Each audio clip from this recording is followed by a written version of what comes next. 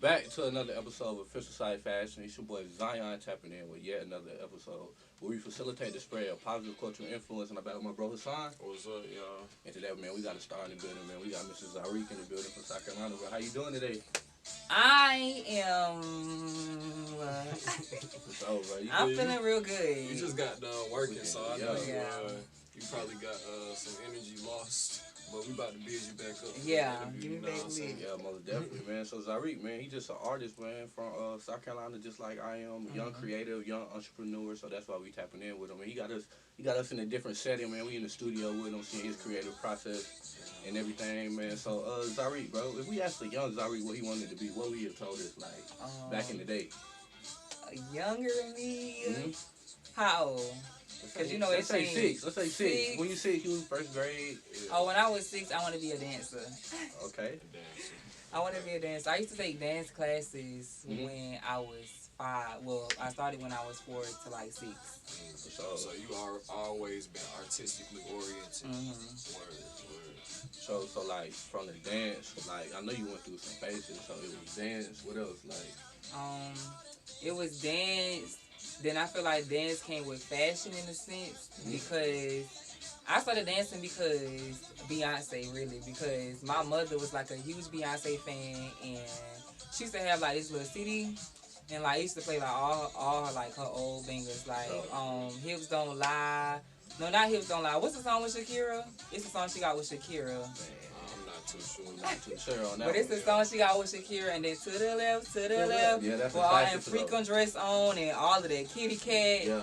Like just seeing like the dances and the fashion and all of that. I was like, yeah, I want to be a dancer. I like to dress up. Like this really gonna fit me. Yeah, so you was inspired by watching stuff like that. Cause like, I can relate because like I used to be on demand watching all the music videos of all the artists of like just 106 and Park back in the day. That was real. I love 106 That was real pivotal.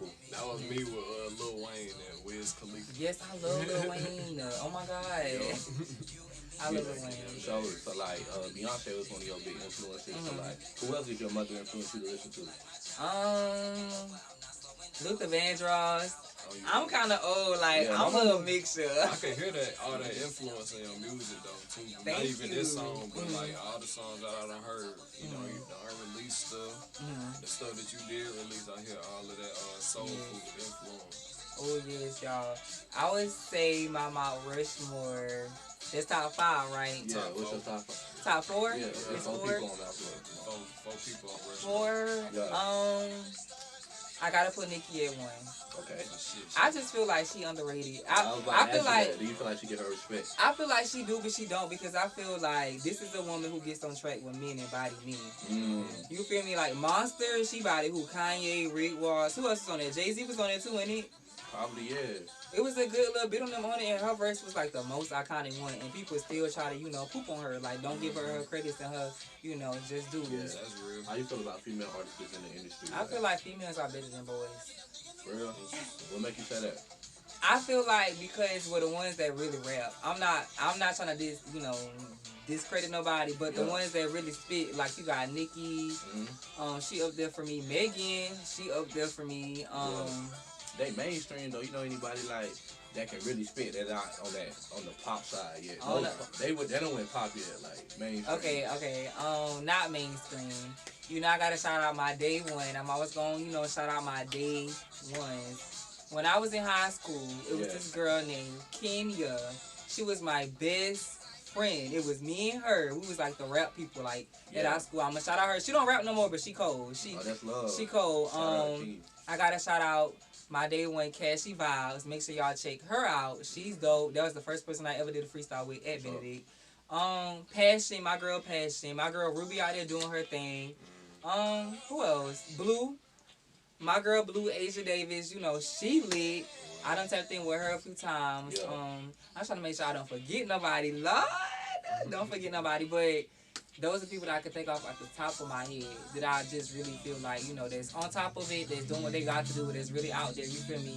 And get into the bag. Most definitely. So, like, have you always been around an environment that, like, supports your creativity and, like an environment that encourages you to be what you are right now? No. So, what was that like growing up in a supportive thing, knowing you want to do something like this? I felt like, okay, so let me give y'all a little backstory. Yeah. So I started rapping in 6th grade. Mm-hmm. We had a science teacher. Her name was Miss Bryant. Shout out to Miss Bryant. Shout If out y'all Miss don't Bryant. know Miss Bryant, she's the best science teacher ever. Period. And that's the real tea. But shout out to her, kudos to her. I'm gonna give her, you know, her flowers while she's still living. Mm-hmm. But she was younger. She was like one of the teachers that was innovative, that was fun, that was creative. So we had a science project, and it was on the periodic table. And she said, you gotta be in a group. It was either you gonna make, you know, a song, a play, or you gonna do a poster board. So me, I'm just, you know, I'm not knowing I can rap yet. So she gave us our elements. Mine was silver and gold. And my group was like, we gonna make a rap song. We gonna make a rap song. So I'm like, we gonna make a rap song. Like, what you mean we gonna make a rap song? So I'm like, okay. Yeah. Like you wasn't sure about it at that point. No, I did not know I could rap. And then I went home. I said, okay, my elements are gold and silver. I said gold and silver, gold and silver. I was like, okay, let me just, you know, try. So I tried and it just came. Like I was just zooming through it or whatever. And I still remember it because it's like my first ever rap that I ever did in front of like everybody. It was like, all go, everything, hit me in that fast lane. G-O-L-D, first name and last name. Silver, hit them hard, hit them with that shiny card. Yeah, you know I'm going hard, ASAP, Rocky hard. Yeah. That was it. That was the start of it all. It was, That was the start of it all. yeah, it was. Yes, sir. It was something. Everybody went crazy in the classroom. Yeah. But then, it got discouraging when it was this other boy. I ain't gonna say his name because he's not even relevant right now. But no privilege. yeah, none of that. But he did music too. But he came back to cause he was at my school. He loved my school. He came back to my school. Yeah. And then all of a sudden he doing music. So he's like, his parents are more supportive. So it's like he's in the studio, he got music videos. So I'm known as the rapper everywhere I go. Like every school I make, everybody know that I'm the rapper. Yeah. So when he came back, it was more so of the battle of who gonna be the rapper. Of course, you know, people gonna be like, oh, he got this, he got that. So I kind of felt like I had to fight for my spot in a way. It got to the point where I wrote a whole disc.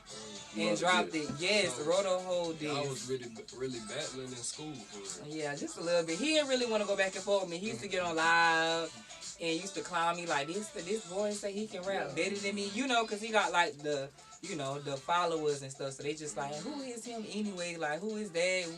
You know, little stuff like that. That's when it started getting discouraging. But I just kept going through it all. Yeah. And then like my grandparents, they just more so of, you can do it as long as you stay in school. Like, but it wasn't, you know, like, I want you in the studio. I want you this. I want you. That was more so me pushing myself. Did you have an individual person like encouraging you along the way, or some people like your friends? Or I get it to my friends. My friends always held me down. No cap. Like, if you in my inner circle, like, I really mess with you. Can we curse?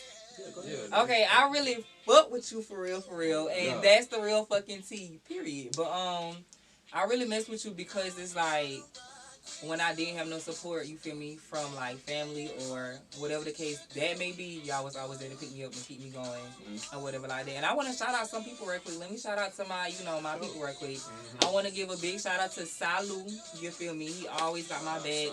He always keeping it 100 a stack. He gonna let you know if it's trash, you know, if it's wet or it's a slap. And he keep me level headed. I can him be like, I feel like this happened and that happened and that happened. He gonna keep it real. He gonna give me like a genuine conversation. So shout out to Salu. Shout out to my girl Inaja. She is a model. She is a dancer, soon to be actor, all of that. You feel me? That's my girl. She always got my bag. Shout out to my girl Bree Asia, all the way in Georgia right now. You feel me? She a day one. Shout out to my sister. She the realest bitch I know. Period. Shout out to my sister. Shout out to my grandparents. I'm gonna just say shout out to them because without them, I wouldn't have the mindset that I have. Cause they kind of made me tough a little bit. Tough love really makes you tough. Yeah, for sure. Like. For sure.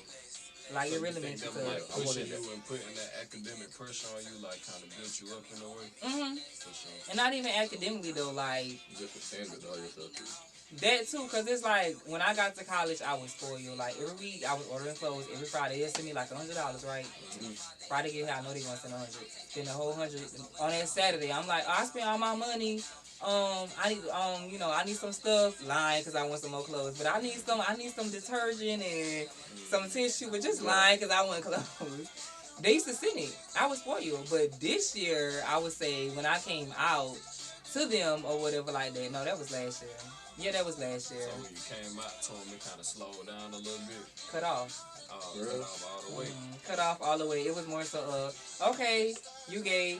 Now you gotta do this. Now you gotta do that. Now you gotta do that. But at first, it was kind of sad. I was crying, but then I was just like, well, you can't really cry because you don't got time to cry. Like you gotta keep moving. Yeah, I wanted to ask you about that stuff. So like, growing up, you said like your like high school competition, you had parents that invested in him, right? Mm-hmm. So like you had to invest in yourself. So like, do you feel like they make you go harder within being an artist? Most like, definitely. And you get to create some of your own narrative. Like, let's talk about investing in yourself. How important do you think that is? It's very investing in yourself is very important. And I would say when you're investing in yourself and you're doing everything by yourself, it's kind of an emotional roller coaster because it's just like when you know how hard you're working, you feel me, and how much you're investing into this, and you got somebody else that's besides you, they got a label or they got somebody giving them this or giving them that, it can kind of make you like discouraged, like dang, like they getting all of this stuff. But I feel like hard work pays off. Hard work is aggravating because I hate hard work, make my ass ache. But hard work pays off. But I would say investing is like really important because this year alone, I started the savings account for my music. I literally called my grandma. I was like, I want to do music. That's what I want to do. When I graduate, you can get my diploma because I don't want it. You feel me? On something, I just want to do music. Like, I came to conclusion that this is what I wanted to do. So I made a savings account. And now I really can go as I please with music. So speaking of like having ambition and like investing in yourself, like I know as a fellow creative, a fellow entrepreneur, you get to a point where you putting like so much into something, right?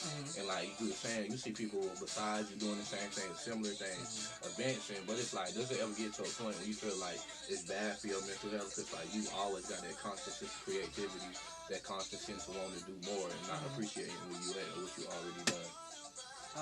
Honestly, I feel like, you know, and I have this conversation, I feel like I'm a parent when it comes to that, because it's just like, you know how they always say you can give advice, but it's hard for you to take your own advice. Yeah. I feel like that's me.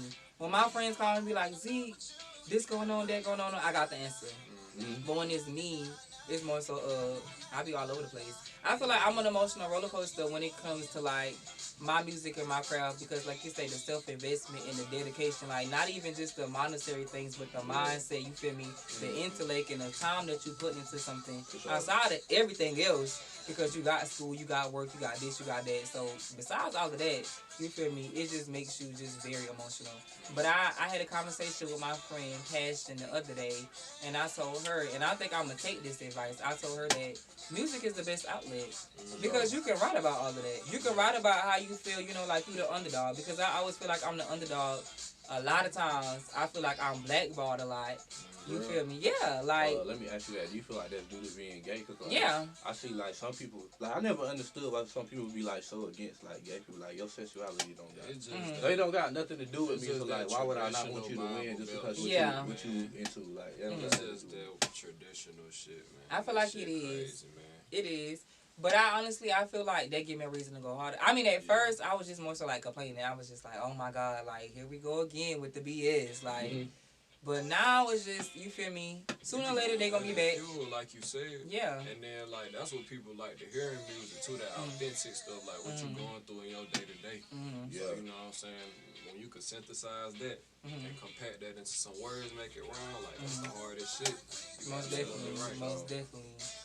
So, like, how has being gay affected you as an artist? Like, you said, like, being blackballed, but, like, what's some of the positive things that it does for you? Like, I feel like that's a great audience to appeal to, because they ride or die for you. The girls gonna step for sure, The girls